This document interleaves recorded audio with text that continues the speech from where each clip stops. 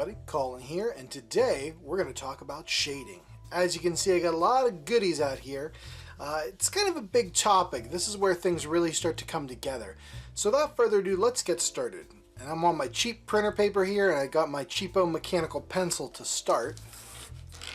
As we discussed in previous videos about shapes and perspective, we're going to use some of our simple forms for this. And we're going to start out with a cube. I think a cube is one of the easiest things in the world to shade.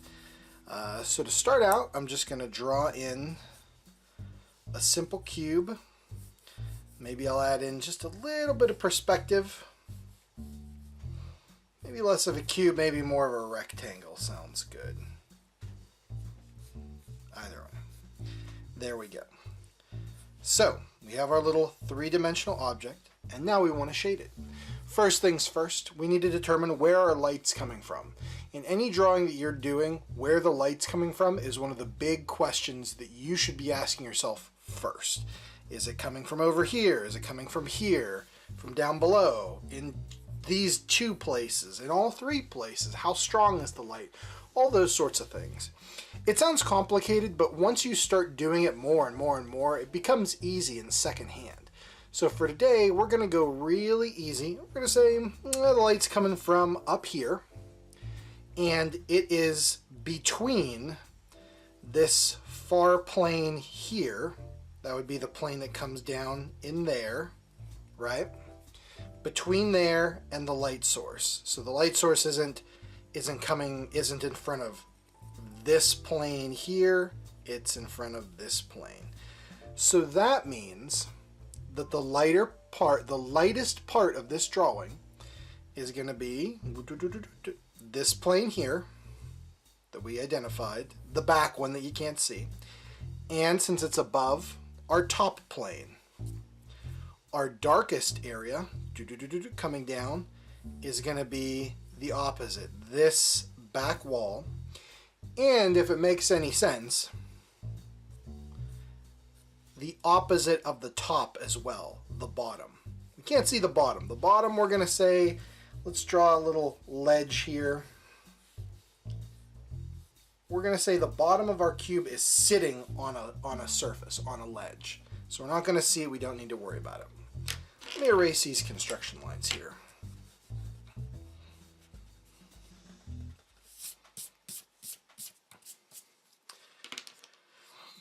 As the back is the darkest, we want to put our darkest value there, and we want to put our lightest value here. With the mechanical pencil, it has such a thin thing, a thin lead, but you could do it, just add it in like that. And this back wall is the darkest.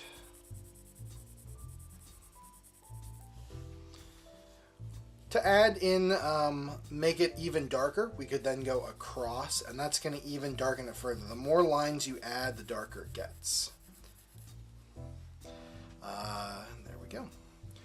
Our second to darkest, a little less dark, would be the side walls here, and then this one we can't see over here. So we're going to put that in, and we're going to make it less dark than our darkest dark. And to do that, I'm just going to go one time. I'm not going to do the cross hatching. I'm not going to do the sideways. So there, we have technically three values, which is what the various darks are called. Value 1, right here, our lightest. Value 2, on the side, our second or mid-tone. And volume, or 3 right there. Value 3, our darkest in the back. And good news, guys, that's it. That is basically how you shade anything, more or less. There's a lot more to it, but the basic is that. If you take away nothing from this video, but you can do this, you have an amazing, great start to shading, and you should be happy with yourselves.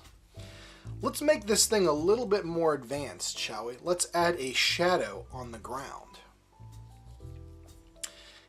If we're using our perspective, we can imagine that this light is casting beams down. Straight lines that go here. They hit the edges. Here. Let's draw a little zippity-doo-dah there. Coming out this way, hitting this edge here. And then we'll go straight across as it's coming down up there. This is not perfect by any stretch of the imagination.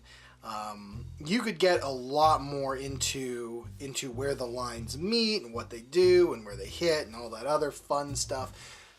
For now, something like this is fine. You don't even need to really draw the lines. They're just a decent guide. Just kind of blob in a nice little area there. A general shadow is where light is blocked from appearing. Light's blocked from appearing on our value 3 back here, and it's going to be blocked in the shadow right there. So we could fill this shadow in with our darkest tone, our value 3. Which I will do right now.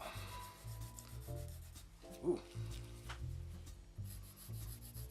Hard to do this with the mechanical pencil, but I just wanted to illustrate that this can be done with anything really.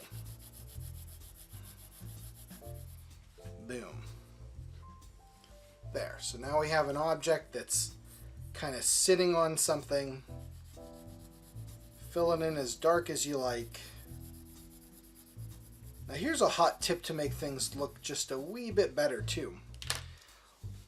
Anything, if this surface that this block is sitting on is a light color, then it's going to reflect just a little bit back up into it.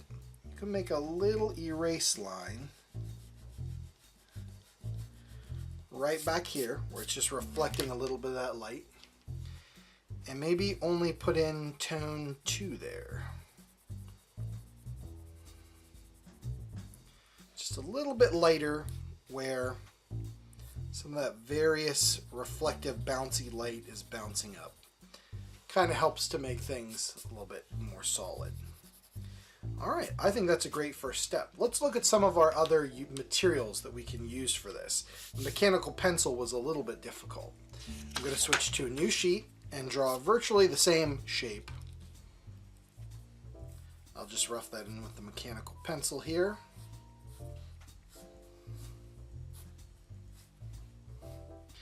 And for ease, I'm going to put our light in the same area. Let's draw that shadow on the ground.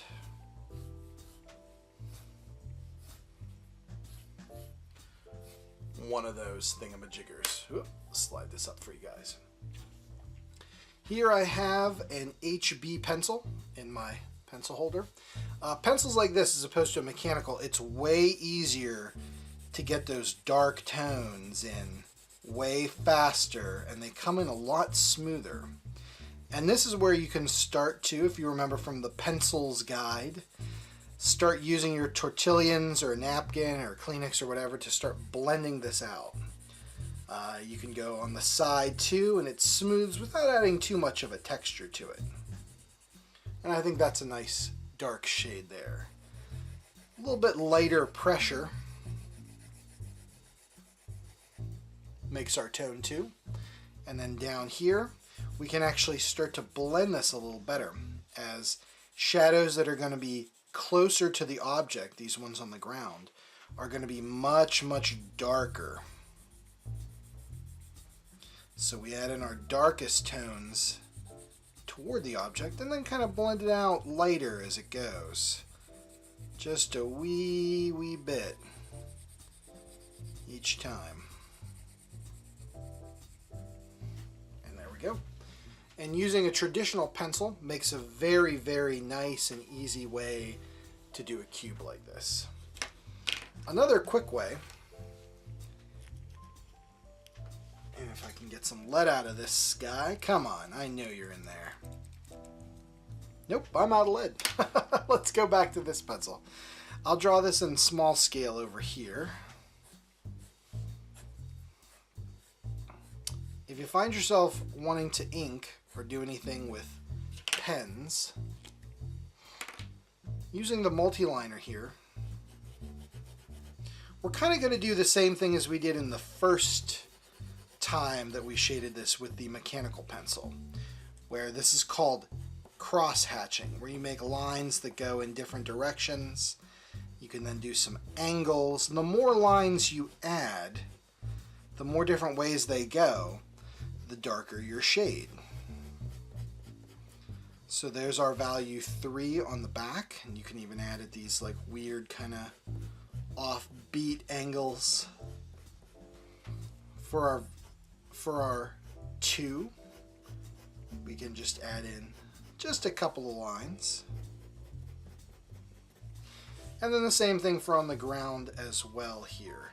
We can start to add in a bunch of lines close together and just start adding to it.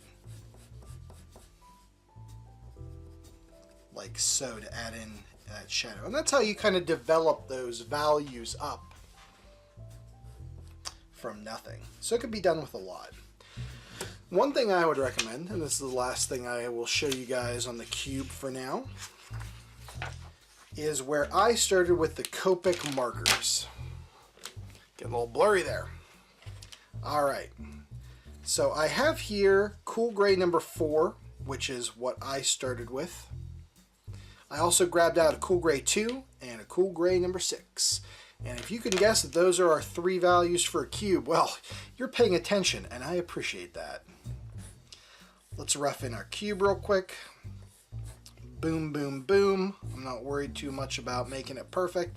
Let's get in just some lines for where the shadows are going to be. Great. You could do this easy peasy with just one marker.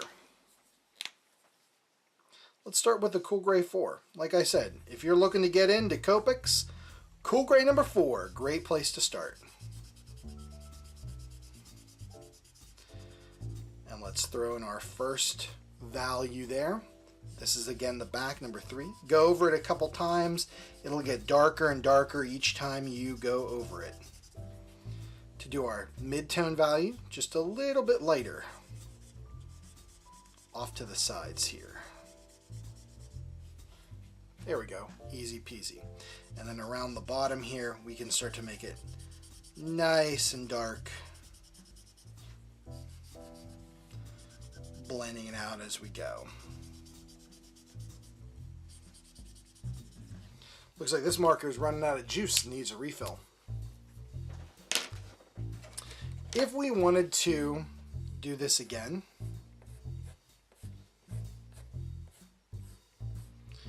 we could use the multicolors that we have in order to facilitate that easy. Of course, cool gray number 6 is going to be our darkest tone. Let's throw that in on the back. Ooh, you see even there, right there, boom, it's super dark right off the bat, which I love. Cool gray number 4 would be our mid.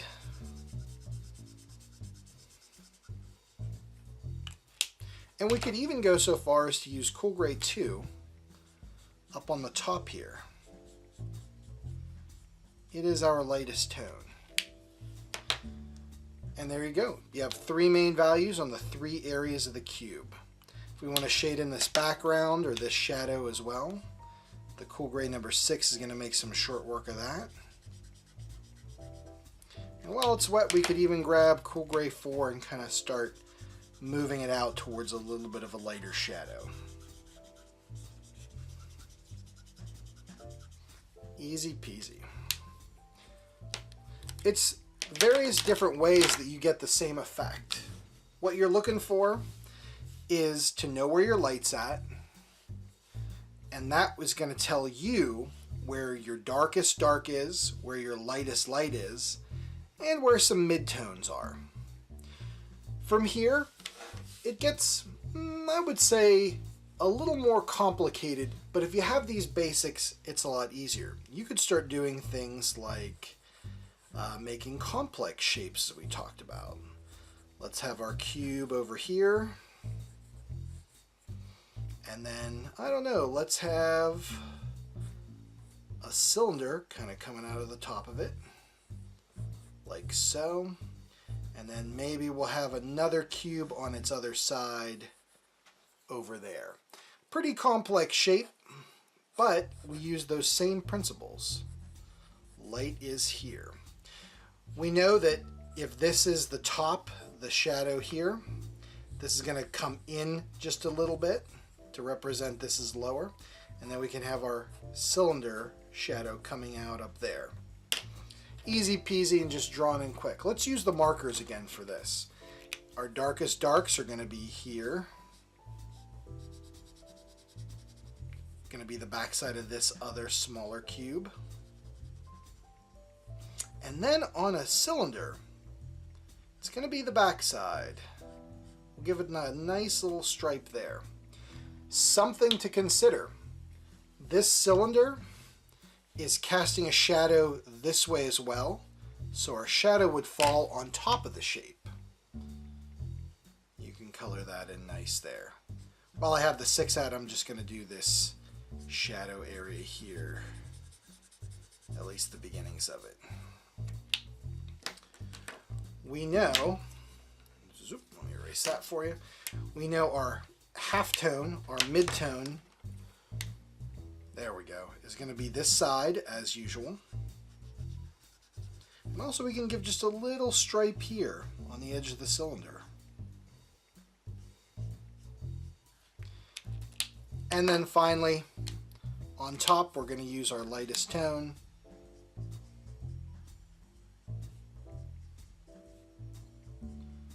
To color in these extra little areas here. And they are the lightest. And as you could see, I mean, we're starting along, and that's the start of a nice little, like, I don't know, a factory or a machine or something. Now, granted, we did all this with very simple cube-like shapes. There's a lot more to it, and a lot more that you guys can learn, too, on how to shade spheres, cylinders, pyramids, and all that. But this is just the basics I wanted to give to you. That you find where your light source is at, you find where your darkest tone is, your lightest tone, your mid-tone, and you go from there. If you guys can practice this and start doing things like this, you're gonna get it. You're gonna learn about shading, you're gonna learn about realistic rendering, and your art's gonna get a whole lot better, a whole lot faster.